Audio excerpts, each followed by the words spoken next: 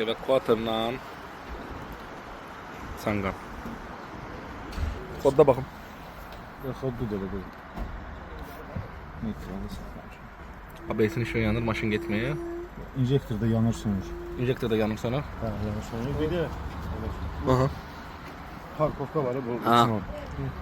Üstdən aşağı düşəndə belə yanırdı, sönürdü. Yanır. ABS'le bağlıdır problem. Gaz verip de buna. D'ye koy. Sür bakın. Gitmiyor. Ver. Biz ne terk etmiyor be Samet. Tormuzu yaxşı verdi. Tutma orada ha. Sal seri. Bak problem budur. Bak problem nedir? Problem bakın ABS blokun içinden tökülen jitkis, su. Bak bu Sangan avtomobilinin üstünde olacak ABS bloktur. Təzəsi bunun 1500-2500 arasıdır. Maşın cəmi 7000 kilometr gedir. Bir yağ dəyişmədə ABS blok yanıb.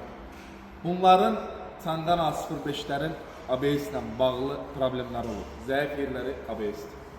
Dedim ki biləsiniz. Bu da gəlib deyir Bakı şəhərində qardaş. İçindən tökülənə bax. Ləhlülülləhlülə. Bundan. Bunu təmir edib qoyacağıq üstünə. Bu neçənci maşında 4 ayda 4 dənə mənim maşın müraciəti olmam ABS ilə bağlı Sangan avtomobillərində. Bax bu 4-cüdür mü, 5-cidir mi? Qardaş, axır ki bunun dərdindən mən əlac tapmışam, sən öl. Həll edəcəyik.